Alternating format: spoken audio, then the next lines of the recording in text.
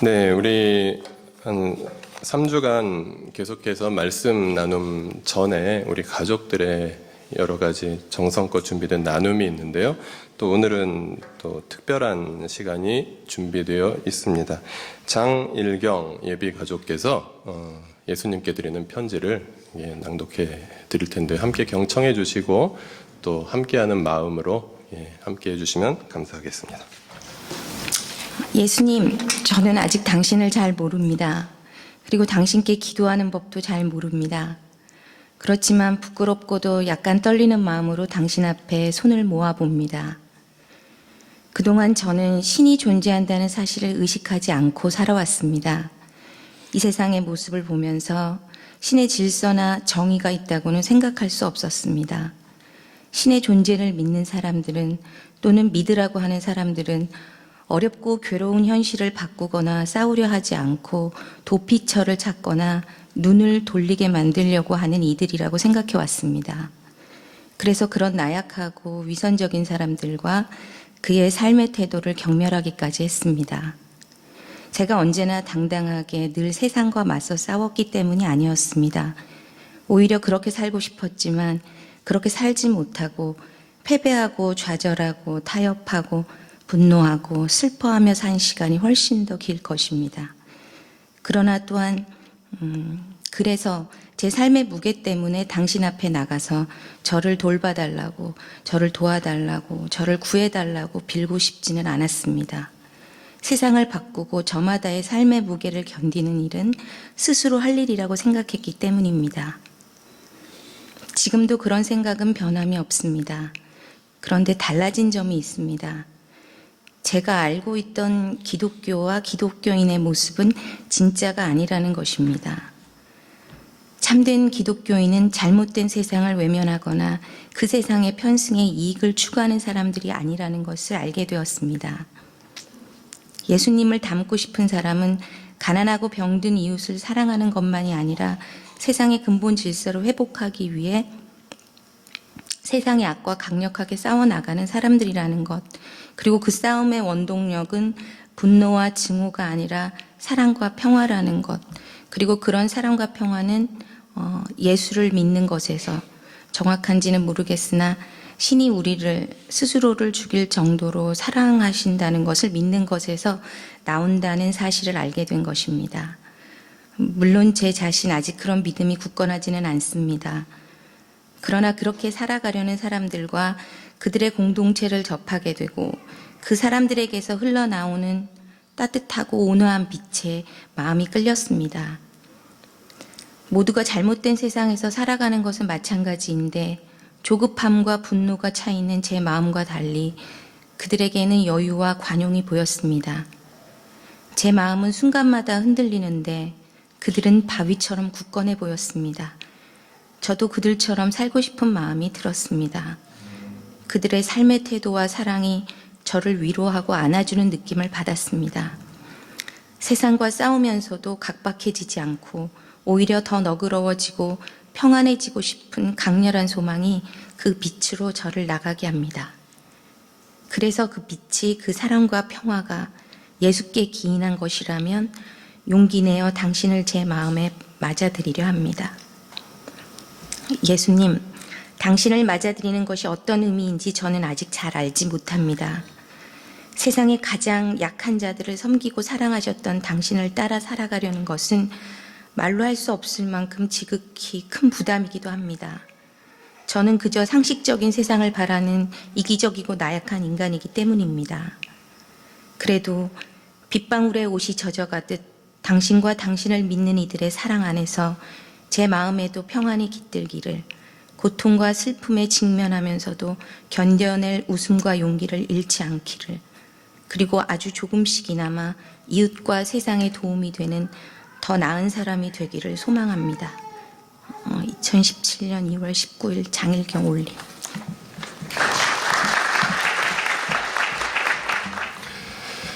네, 오늘도 한 자매의 소중한 나눔 우리가 함께 들었습니다. 이 편지를 받으신 예수님께서 마음이 어떠셨을까 생각해 봅니다.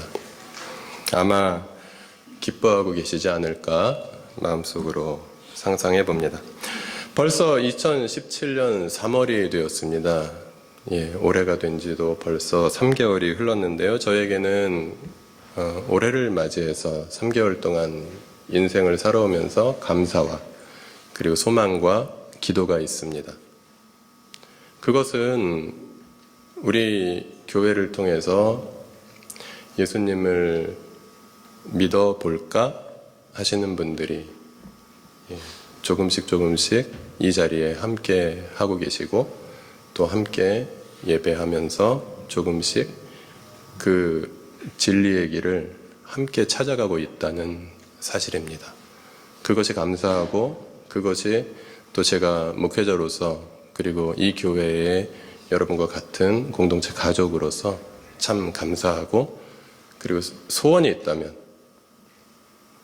그분들이 우리와 함께 하나님의 백성이 되는 것, 하나님의 자녀가 되는 것입니다. 여러분도 저와 크게 다르지 않으실 것이라 생각하고요. 같이 계속해서 기도해 주시면 감사하겠습니다. 오늘은 하나님 나라 복음으로의 초대 세 번째 시간으로 당신이 알고 있던 예수는 틀렸다. 여러분 다 틀리지 않으셨습니다. 이렇게 틀리지 않으신 분이 훨씬 많으실 것입니다. 그러나 혹시라도 오해가 있으셨던 분들이나 아니면 예수님에 대해서 선입관을 가지고 있으면서 교회에 들어오기 주저하시던 분들을 위해서 이런 제목을 뽑았으니까 제목이 너무 마음에 안 든다고 생각하지 마시기 바랍니다. 그리고 한번 점검해 보았으면 좋겠습니다. 혹시 나는 예수님에 대해서 오해를 가지고 있는 것은 아닌지, 우리가 알고 있고 우리가 배워왔고 우리가 믿어왔던 그냥 우리가 통념으로 가지고 있었던 예수라는 분에 대한 상은 과연 올바른 것이었는지 이 시간 함께 점검할 수 있으면 더욱 좋겠습니다. 예수에 대한 여러 가지 오해가 이 땅에는 많이 있습니다. 그리고 그 여러 가지 이유가 있겠지만 그 중에 가장 큰 이유는 성경적인 근거가 희박한 예수 이미지에서 온 것이 아닌가 하는 생각이 듭니다. 예수님에 대해서 여러 가지 오해들이 있는데 그 중에서 어떤 오해는 예수님이 램프의 요정이나 아니면 최근에 종영된 어떤 드라마에 나오는 도깨비같이 내가 위험에 빠졌을 때 짠 하고 나타나서 도와주는 분으로 예수님에 대해서 이렇게 오해하고 있는 분들이 있다는 사실입니다. 그러나 하나님은 하나님의 백성들을 떠나지 않으십니다. 그리고 내버려 두었다가 위험에 빠질 때만 이렇게 찾아와서 해결해 주시고 또 가시는 분이 아니라 하나님은 하나님의 백성들과 계속해서 함께 하신다는 사실을 우리들 대부분은 잘 알고 있습니다. 그리고 어떤 분들은 내가 원하는 것은 다 줄 수 있는 분으로 예수님에 대해서 혹은 하나님에 대해서 생각하는 분들이 있습니다. 마치 하나님은 재벌 3세와 같아서 내가 원하는 건 다 해줄 수 있고 내가 달라는 건 다 줄 수 있습니다. 그러나 신앙의 길을 제대로 또 올바로 가다 보면 진정한 그리스도인이 된다는 그것의 축복은 보상에 있는 것이 아니라 하나님이 나에게 무엇을 해줘서 그것이 나에게 기쁨이 되는 것이 아니라 진정한 축복은 하나님과의 관계 그 자체에 있다. 그리고 그 관계를 깊이 누리면 누릴수록 우리는 인생에서 고난이 닥치거나 인생에서 결핍을 경험하거나 그렇다고 하더라도 우리는 기뻐할 수 있다는 것을 알고 또 고백하고 있습니다. 그리고 예수님에 대해서 상상 속의 남자친구와 같이 마치 생각하고 있는 그런 오해가 있을 수 있습니다. 내가 무슨 짓을 하든 내가 어떤 상태에 있든 다 무조건 들어주고 위로해 주는 분으로서의 예수. 그래서 나를 무조건 용납해 준다 라는 것입니다. 이것은 매우 논란의 여지가 있습니다. 그래서 좀 조금 성경 구절을 조금 더 찾아보았고요. 네. 여러분과 함께 읽어보았으면 좋겠습니다. 아마 우리가 성경에 여러 가지 말씀이 있지만 읽으면 그 자체로 편안해지는 말씀, 대표적인 말씀 두 구절 제가 뽑아보았습니다. 그래서 예수님이 나를, 하나님이 나를 용납해 주신다는 것은 어떤 의미인가? 여기에 대해서 한번 생각해 보기 원하는데요. 마태복음 11장 28절 읽어보실까요? 수고하며 무거운 짐을 진 사람은 모두 내게로 오라. 내가 너희를 쉬게 하겠다. 나는 마음이 온유하고 겸손하니 내 멍에를 메고 나한테 배워라. 그리하면 너희는 마음의 쉼을 얻을 것이다. 내 멍에는 편하고 내 짐은 가볍다. 네, 요한복음 15장 말씀 같이 읽어보실까요? 내 안에 머물러 있어라. 그리하면 나도 너희 안에 머물러 있겠다. 가지가 포도나무에 붙어 있지 아니하면 스스로 열매를 맺을 수 없는 것과 같이 너희도 내 안에 머물러 있지 아니하면 열매를 맺을 수 없다. 네, 듣기만 해도 마음이 편안해지는 두 구절입니다. 한 구절은 수고하고 무거운 짐을 진 사람들아 모두 내게로 오라. 내가 너희를 쉬게 하겠다.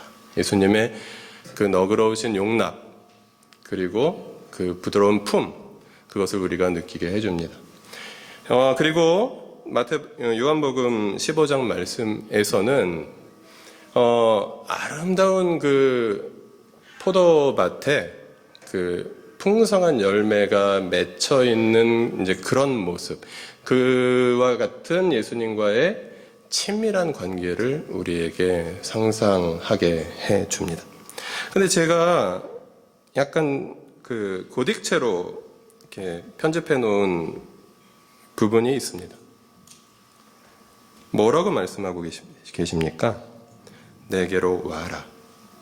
내 멍에를 메어라. 나한테 배워라. 내 안에 머물러 있어라. 라고 말씀하십니다.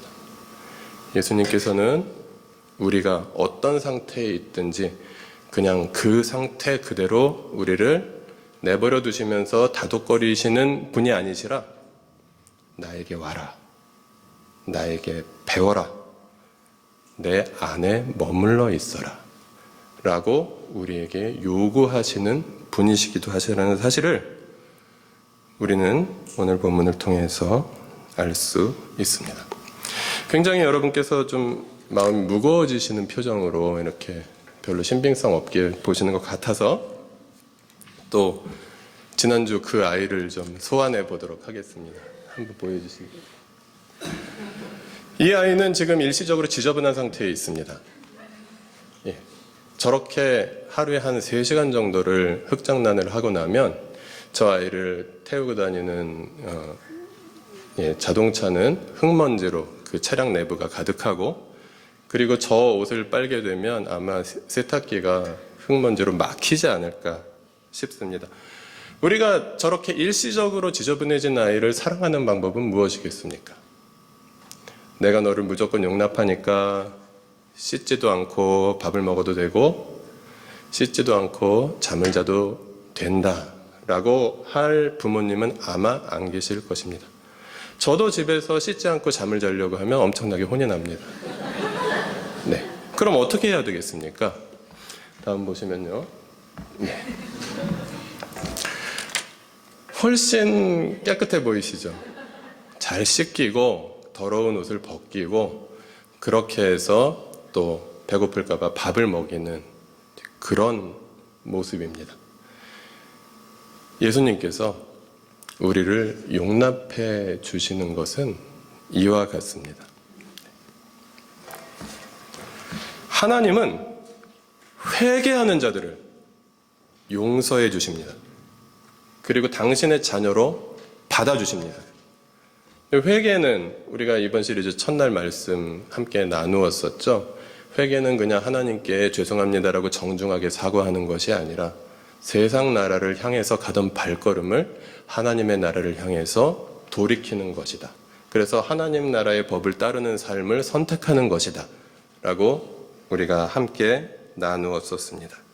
그래서 우리가 예수님에 대해서 가지고 있는 많은 오해들이 있지만 하나님이 나를 쫓아다니면서 도와주는 분, 내가 위기에 처했을 때마다 도와주고 또 좀 해결해 준 다음에 갈 길 가는 분이라고 생각을 하거나 아니면 내가 기도하는 모든 것을 무조건 내가 기도하기 때문에 다 들어주셔야 하는 분이라고 생각하거나 아니면 내가 그냥 이 세상에서 어떻게 살든지 상관없이 내가 지금 어떤 상태에 있는지 상관없이 그저 나를 용납해 주시는 분 정도로 우리가 생각하고 머물러 있어서는 그것은 예수님에 대한 심각한 오해일 수 있다라는 것입니다.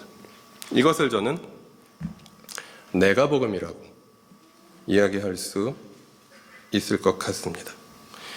이 내가 복음, 그냥 내가 생각하기에 좋을 대로 아니면 어디서 들은 걸 가지고 그냥 내가 정리해서 가지고 있으나 성경적인 근거가 희박한 예수님에 대한 이야기. 그런 복음, 누군가가 만든 복음. 그것은 예수님을 이 약육강식의 세상에서 각자 도생을 하는 데에 그냥 도와주는 정도의 존재로 만들고 있다라는 사실입니다. 예수님은 우리를 도와주십니다. 예수님은 우리에게 힘을 주십니다. 그러나 그냥 그저 도와주는 정도로는 이것은 기독교 신앙의 본질이 아니다라는 것입니다. 많은 분들이 그냥 기독교라는 신앙을 현세 기복적인 종교로 이 세상을 살면서 불편한 거 편하게 해주시고 이 세상을 살면서 어려운 일 있을 때 조금 도와주시는 정도로 그렇게 축소하고 있습니다. 그리고 많은 분들이 그냥 인과응보 신앙을 가지고 그래서 기도를 많이 하면 하나님이 도와주시고 또 성경을 열심히 읽으면 하나님이 도와주시고 또 기도를 실수로 안 했거나 바빠서 못 했거나 그러면 어려운 일이 생기고 그럼 내가 기도 안 해서 이런 거 같다. 이렇게 착각하는 그런 경우도 있습니다. 그리고 어떤 분들은 또 지성이면 감천이라는 그 샤머니즘적인 생각을 가지고 있어서 열심히 무엇인가 노력을 해서 신을 감동시키려고 노력하고 그래서 그 결과로 이 세상에서 또 현세적인 복을 받으려고 하는 그런 태도들을 보이는 것입니다. 이런 모습들은 내가 바라는 것들의 투영일 수는 있어도 성경이 말하는 기독교 신앙의 본질은 아니다라는 것입니다. 그렇다면 우리는 왜 예수님을 오해할까요? 이런 오해들이 그냥 교회 밖에 우리 교회와는 전혀 상관없는 그냥 다른 사람들의 일이기만 할까요? 우리 자신들에게 있어서 이런 마음들이 들지는 않는가요?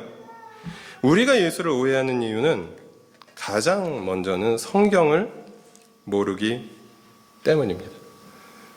성경이 말하는 예수가 누구인지에 대해서 진지하게 고민하지 않기 때문입니다. 그리고 이 땅에 기독교인의 숫자가 많아지는데 매우 공헌을 많이 했으나 그러나 또 많은 한계를 가지고 있는 몇 가지 전도 방법이 있습니다. 하나는 의자 예화입니다. 들어보신 분들이 많으실 것입니다. 내 마음속에 의자가 있습니다. 이 의자에는 내가 앉아 있습니다. 그런데 하나님은 그 내 마음속 의자에 자기가 앉기를 원하십니다. 그래서 하나님 이 의자 가지세요. 이 의자에 앉으세요라고 하나님한테 양보하는 것. 이것이 예수님을 믿는다라고 이렇게 배운 분들 많이 있을 것입니다. 맞습니다. 전혀 틀리지 않았습니다.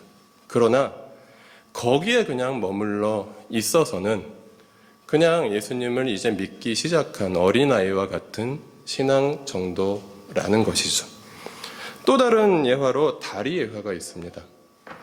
이 다리 예화도 들어보신 분들이 많으실 것입니다. 하나님과 나 사이에 낭떠러지가 있습니다. 그래서 깊은 골짜기가 있습니다. 그래서 그 깊은 골짜기를 메우기 위해서 여기서 하나님께 건너가기 위해서 저 반대쪽에 있는 하나님께 건너가기 위해서 다리가 필요합니다. 그 다리가 예수님의 십자가입니다. 그래서 예수님의 십자가 가로 놓이면 그 십자가의 가로막대를 밟고 우리는 건너가서 하나님을 만날 수 있습니다. 이것도 전혀 틀리지 않았습니다. 구원받는 방법을 설명할 때 올바른 그런 예화입니다. 그러나 우리가 그냥 하나님한테 내 의자 드렸어요. 아니면 예수님 덕분에 내가 그 다리를 밟고 하나님한테 갈 수 있었어요. 이 정도에 머물러 있고 더 이상 성경을 연구하거나 성경이 말하는 예수님이 누구신가를 고민하려 하지 않다 보면 이런 이야기를 하게 됩니다. 전체 책을 다 보면 그런 기운이 옵니다. 모 정치인이 모 정치인에게 기존 교과서가 뭐가 문제냐라고 질문을 했을 때 모 정치인이, 지금은 민간인이 된 모 고위공직자가 이렇게 대답을 했었습니다.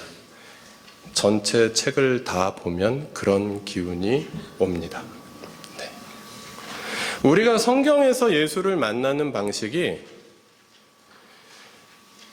내가 생각하는 예수님, 그래서 예수님이 이런 분이실 거라고 추측하고, 그리고 예수님은 이렇게 내가 살아가기를 원하실 거야 라고 생각하는 데 있어서 성경적인 근거가 있는 믿음, 그리고 그 믿음의 체계를 세워가는 것, 그 과정 속에서 계속해서 말씀을 연구하면서 더 진리에 가깝게 도달하는 것, 그리고 더 깊이 있는 믿음을 가지는 것, 이것을 포기하게 될 때 우리는 나도 몰라, 그냥 예수님 믿으면 좋은 거 아니야? 그냥 우리에게는 천국이 보장되어 있잖아, 나는 구원의 확신이 있어, 이 정도로 머무르면서 그냥 예수님은 나를 너무 사랑하셔서 그냥 나 도와주시는 분 정도, 내가 기도하면 내 기도는 다 들어주셔야 되는 분 정도로 자가용 신앙으로 만들어버리는 그런 오류를 범할 위험성이 있다는 것이죠. 그래서 우리는 기독교 신앙의 대상이 무엇인가, 기독교 신앙의 내용은 무엇인가에 대해서 생각해 볼 필요가 있습니다. 기독교는 그 한자로 된 그 단어이죠. 그리고 영어로는 크리스찬어티라고 그렇게 이야기합니다. 이 기독이라는 말은 기리시독이라는, 한글로 읽으면 기리사독이겠죠. 예. 기리사독이라는 한자 문화권에서 그리스도를 음력한 것이고요. 그리고 그 음력이 중국에서 먼저 했는지 일본에서 먼저 했는지에 대해서는 논란의 여지가 있는데 저는 일본에서 한 것으로 봅니다. 그래서 이 기독이라는 말은 그리스도라는 말입니다. 그리고 이 그리스도라는 말은 헬라어 성경에 나오는 크리스토스라는 말을 가리킵니다. 그리고 헬라어 크리스토스는 히브리어 메시아를 의미합니다. 그래서 기독교는 그리스도교이고요, 그리스도교는 메시아교입니다. 메시아 종교, 메시아를 믿는 사람들, 그리스도를 믿는 사람들, 그들이 기독교인이고 그들의 신앙이 기독교입니다. 그래서 조금 더 정확하게, 조금 더 신학적인 해석을 넣어가지고 정의를 하면 기독교는 신약의 예수를 구약의 메시아로 고백하고 따르는 신앙 정도라고 정리할 수 있습니다. 그래서 내가 기독교인이야 라고 말할 때 그냥 내가 홀트학교에서 모이는 어느 교회 다녀 정도가 아니라 나는 기독교인이야 라는 고백은 나는 신약 성경이 말하고 있는 예수라는 분을 구약 성경이 말하고 있는 메시아 혹은 그리스도라고 믿어 라는 신앙 고백이 담겨 있는 것입니다.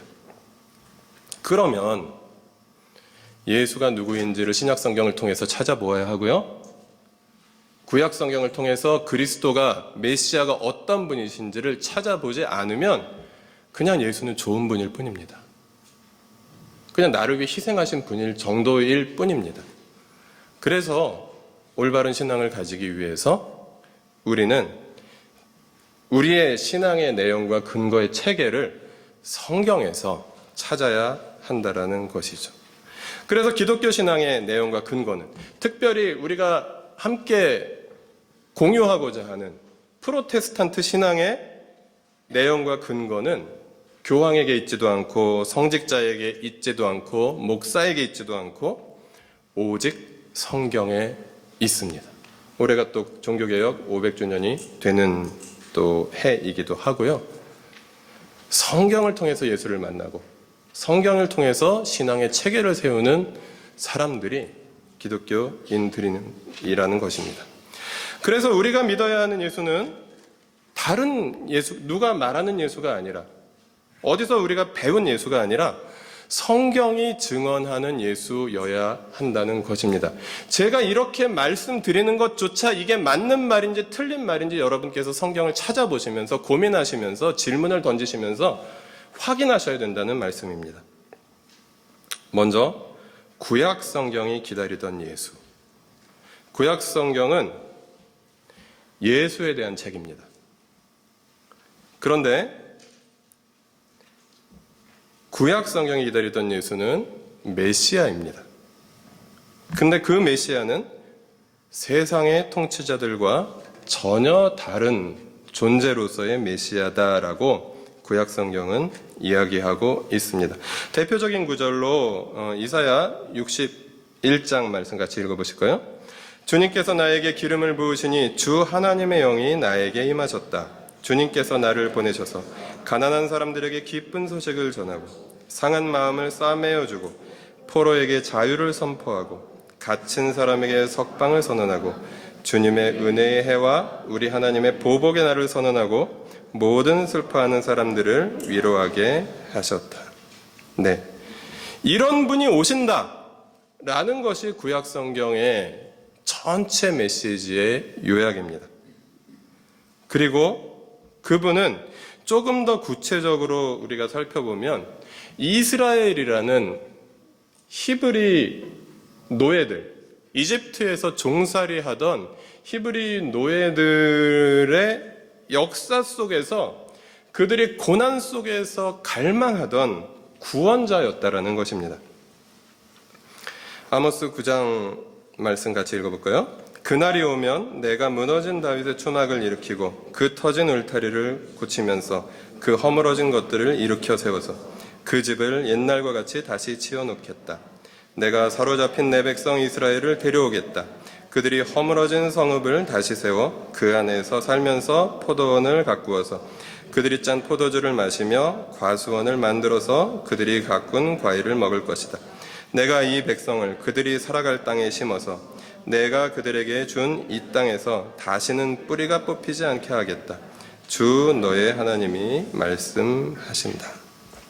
하나님의 백성들이 스스로를 하나님의 백성이라고 정체성을 규정하던 사람들이 계속되는 고난 속에서 또 하나님의 백성으로 신실함을 유지하며 살기에 실패하면서 그렇게 살아가면서 또 하나님의 벌을 받기도 하고 또 고통 속에 살기도 하면서 언젠가 그날이 오면 주님이 우리를 용서하실 그날이 오면 주님이 우리를 회복시켜 주실 그날이 오면 우리는 다시 하나님과의 평화로운 관계로 돌아갈 수 있다는 소망, 그것을 품게 해준 것이 구약 성경의 메시아 사상이고요. 그리고 그들은 그날을 갈망하며 살았던 백성들이었다라는 것입니다. 그리고 그 메시아는 이스라엘의 구원자일 뿐만 아니라 온 세상의 심판자였으며 온 세상의 통치자였습니다. 요엘서 3장 말씀 같이 읽어보실까요? 때가 되어 그날이 오면 내가 유다와 예루살렘을 회복시켜서 번영하게 하겠다. 그때에 내가 모든 민족을 불러 모아 그들을 여호사밧 골짜기로 데리고 내려가서 그들이 나의 백성이요 나의 소유인 이스라엘에게 저지른 일을 두고서 내가 거기에서 그들을 심판하겠다. 그들이 나의 백성을 여러 민족 속에 흩어놓고 나의 땅을 나누어 가지고 제비를 뽑아 나의 백성을 나누어 가졌기 때문이다. 소년을 팔아서 창녀를 사고 소녀를 팔아서 술을 사 마셨기 때문이다. 구약 성경에서 이스라엘의 주도권이 굉장히 두드러지게 나타나기는 합니다. 그래서 하나님의 백성이라는 표현은 1차적으로 이스라엘 그 민족을 가리킵니다. 이스라엘의 12지파를 가리킵니다. 그런데 구약 성경에서 이미 구약 성경의 그 세계관에서 하나님께서는 온 세상의 통치자이시고 그리고 온 세상의 열방을 다스리시는 분, 그리고 그들을 심판하시는 분. 그래서 하나님께서 언젠가 심판하실 그날에, 온 세상을 심판하실 그날에 정의를 회복하시고 온 세상이 하나님의 다스림 안에서 평화롭게 살 것을 꿈꾸게 하신 것이 구약 성경의 그 메시아 사상이었습니다. 그런데 그 메시아, 그 심판자, 그 통치자, 그 완전한 왕 메시아는 이 세상의 권력자들과 잠옷 달랐습니다. 그 메시아는 고통과 슬픔을 경험하고, 그리고 그것을, 인간의 고통과 슬픔을 대신 감당해주는 메시아였고, 그리고 지배하는 왕이 아니라 섬김의 종의 모습으로 구약 성경에 나타나 있습니다. 이사야 53장 말씀 같이 읽어보시죠. 그는 사람들에게 멸시를 받고 버림을 받고 고통을 많이 겪었다. 그는 언제나 병을 앓고 있었다. 사람들이 그에게서 얼굴을 돌렸고 그가 멸시를 받으니 우리도 덩달아 그를 귀하게 여기지 않았다. 그는 실로 우리가 받아야 할 고통을 대신 받고 우리가 겪어야 할 슬픔을 대신 겪었다. 그러나 우리는 그가 징벌을 받아서 하나님에게 맞으며 고난을 받는다고 생각하였다. 그러나 그가 찔린 것은 우리의 허물 때문이고 그가 상처를 받은 것은 우리의 악함 때문이다. 그가 징계를 받음으로써 우리가 평화를 누리고 그가 매를 맞음으로써 우리의 병이 나았다. 이것이 메시아를 키워드로 바라본 구약 성경의 그 메시아 사상이었습니다. 그런데 그 메시아가 신약 성경에서 말하는 예수가 바로 구약 성경이 말한 메시아다라고 고백하는 것이 신약 성경의 내용이고 정신입니다. 그래서 누가복음 4장에서 예수님께서 나사렛 회당에 들어가셔서 안식일에 바로 우리가 조금 전에 읽었던 이사야 61장 1절 2절 말씀을 읽으십니다. 그리고 이렇게 말씀하십니다. 이 성경 말씀이 너희가 듣는 가운데서 오늘 이루어졌다. 이스라엘 역사 속에서, 그리고 구약 성경이 바라보던, 구약 성경이 기다리던 메시아, 내가 바로 그다라고 예수님께서는 마치 그 메시아 취임 선언처럼 누가복음 4장에서 말씀하신 것을 우리는 볼 수 있습니다. 그리고 그냥 예수가 메시아다라는 것으로 끝나면 아마 구약 성경만 있었으면 될 것입니다. 그러나 구약 성경의 메시아 사상은 신약 성경을 통해서 보다 더 구체적으로 또 심화되면서, 그리고 이스라엘만의 종교가 아니라 온 세상 모든 사람에게 구원을 주시는, 그런 온 인류에게 그 구원을 허락하시는 보편적인 종교로 확장되고 그 사상이 확대되는 것을 우리는 볼 수 있습니다. 먼저 신약 성경이 말하는 예수는 하나님과 사람의 관계를 회복시키는 분으로서 명징하게 드러나 있습니다. 로마서 5장 말씀 같이 읽어보실까요? 그러므로 우리는 믿음으로 의롭다 하심을 받았으므로 우리 주 예수 그리스도로 말미암아 하나님과 더불어 평화를 누리고 있습니다. 우리는 또한 그리스도로 말미암아 지금 서 있는 이 은혜의 자리에 믿음으로 나오게 되었으며 하나님의 영광에 이르게 될 소망을 품고 자랑을 합니다. 우리가 최근 2주 동안 계속해서 나눈 말씀을 통해서 이 세상은 슬픔과 고통으로 가득 차 있다. 그리고 그 슬픔과 고통의 원인은 하나님과 사람의 관계가 깨어져 있기 때문이다. 그리고 그 슬픔과 고통의 해결책은 하나님과 사람의 관계가 회복될 때에만 가능하다라고 이야기했었습니다. 그리고 여기에 그 하나님과 사람의 관계가 회복되는 하나님의 방법이 나와 있습니다. 바로 예수 그리스도를 통해서 사람을 의롭게 해주셨고 하나님과의 관계를 회복시켜 주셨고 그리고 하나님과 더불어 평화를 누리게 되었으며 더 나아가 하나님의 영광에 이르게 될 소망을 품고 자랑을 한다라고. 그래서 내가 구원을 받았으며 그리고 내가 받은 이 구원이 궁극적으로 예수께서 다시 오시는 날 완전하게 우리가 경험할 수 있는 그 하나님의 영광, 그것을 바라보게 해주시는 것으로 신약 성경은 계속해서 증언하고 있습니다. 그리고 구약 성경이 이스라엘의 구원자로서 메시아를 바라보았다면 이제 신약 성경은 그 구원자의 지평을 넓혀서 전 인류의 구원자로서 예수님을 바라봅니다. 갈라디아서 말씀 같이 읽어보시겠습니다. 여러분은 모두 그 믿음으로 말미암아 그리스도 예수 안에서 하나님의 자녀들입니다. 유대 사람도 그리스 사람도 없으며 종도 자유인도 없으며 남자와 여자가 없습니다. 여러분 모두가 그리스도 예수 안에서 하나이기 때문입니다. 여러분이 그리스도께 속한 사람이면 여러분은 아브라함의 후손이요 약속을 따라 정해진 상속자들입니다.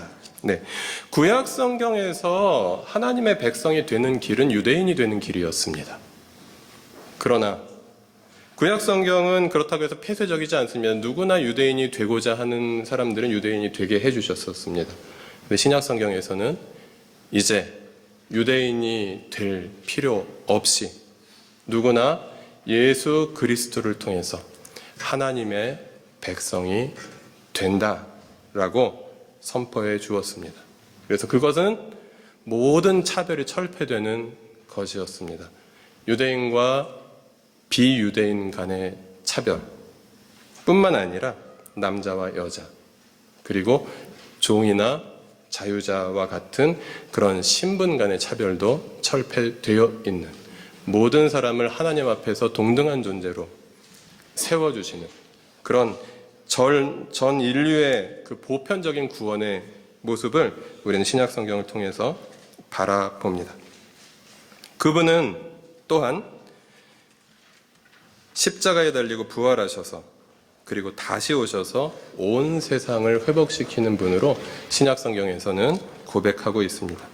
다 같이 사도행전 3장 말씀 같이 읽어보실까요? 그래서 여러분은 생명의 근원이 되시는 주님을 죽였습니다. 그러나 하나님께서는 그를 죽은 사람들 가운데서 살리셨습니다. 우리는 이 일의 증인입니다. 그러나 하나님께서는 모든 예언자의 입을 빌어서 그리스도가 고난을 받아야만 한다고 미리 선포하신 것을 이와 같이 이루셨습니다. 그러므로 여러분은 회개하고 돌아와서 죄 씻음을 받으십시오. 그러면 주님께로부터 편히 쉴 때가 올 것이며 주님께서는 여러분을 위해서 미리 정하신 그리스도이신 예수를 보내실 것입니다. 이 예수는 영원 전부터 하나님이 자기의 거룩한 예언자의 입을 빌어서 말씀하신 대로 만물을 회복하실 때까지 마땅히 하늘에 계실 것입니다. 네, 십자가에 달려 돌아가신 예수, 그분이 바로 구약 성경이 말하던, 구약 성경이 기다리던 메시아였다라고 우리가 함께 읽은 본문은 증언하고 있습니다.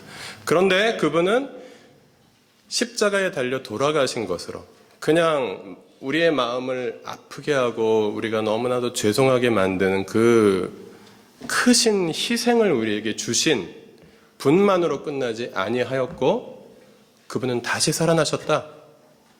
하나님이 그분을 다시 살리셨다.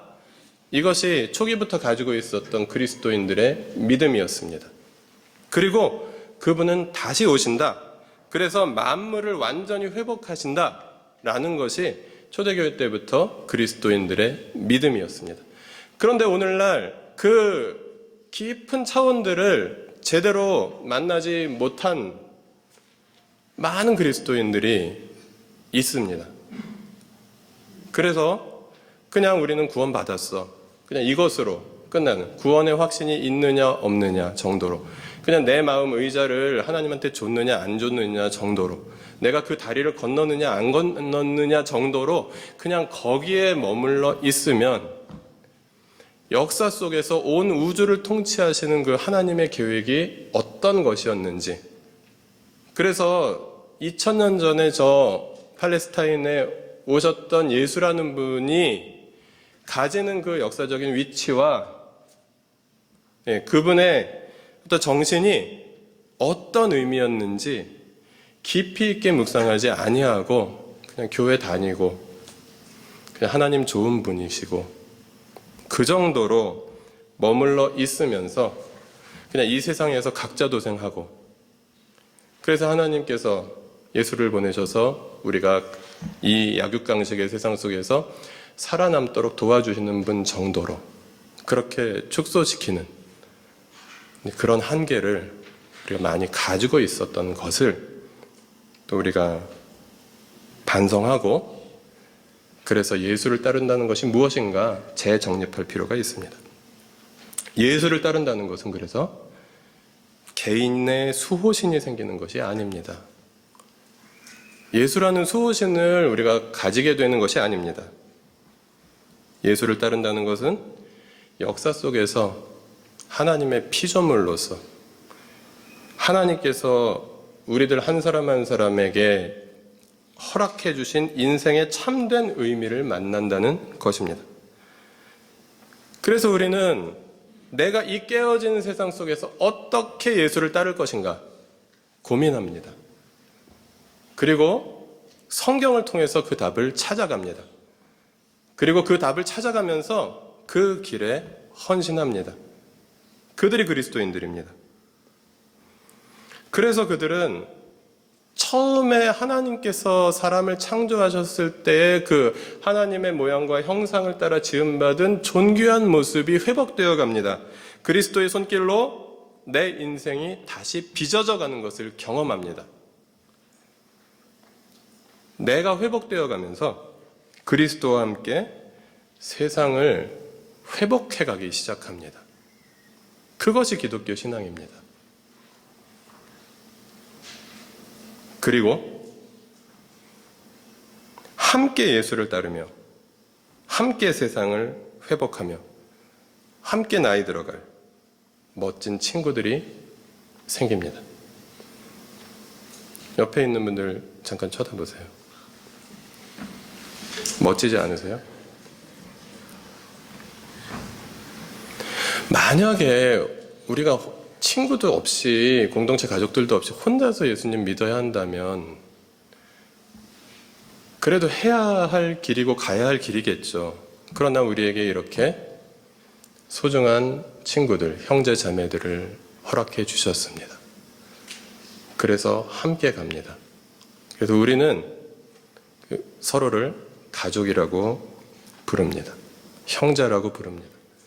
자매라고 부릅니다. 그것은 마땅한 호칭이 없기 때문이 아니라 우리가 실제로 그러하다고 고백하기 때문입니다.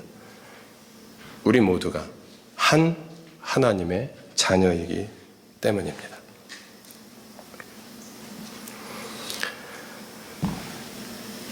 동네 뒷산과 백두대간을 오르는 것의 차이를 여러분은 아십니까? 동네 뒷산에 올라가는 것이나 백두대간에 올라가는 것이나 똑같이 귀찮은 일이라고 생각하시는 분들도 많으실 것이기 때문에 적절한 비유일지는 모르겠으나 대청봉이나 지리산, 대청봉은 이제 설악산의 주봉이고요. 그리고 지리산의 주봉은 천왕봉이라고 합니다. 그런 산에 올라가서 일출을 본 사람들이 하는 일이 있습니다. 인증샷을 찍습니다. 그리고 어딘가에 전화를 합니다. 이 장엄한 광경을 경험한 기쁨을 누군가와 나누고 싶고요. 사랑하는 사람과 나누고 싶은 마음이 듭니다. 그리고 페이스북에 올립니다.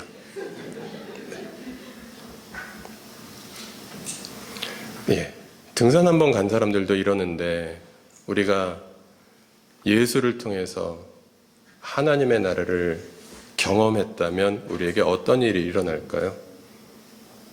내가 만난 예수를 내가 사랑하는 누군가에게 전해주고 싶고 그와 함께 나누고 싶은 마음이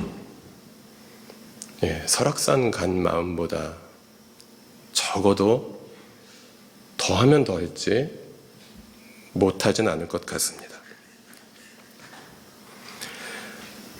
땅바닥만 보고 다니면요, 설악산에 가든 지리산을 가든 요 숲학교를 하든 고봉산에 가든 우리나라 산은 다 똑같습니다. 땅바닥만 보고 다니면 다 똑같습니다. 다 흙이 있고 약간의 골짜기가 있고, 그리고 우리나라 산은 제주도를 제외하고는 대부분 화강암으로 되어 있습니다. 다 똑같습니다. 거기서 거기입니다. 그러나 백두대간의 본령에 올라가 본 사람은 그 장엄한 광경을 잊을 수가 없습니다.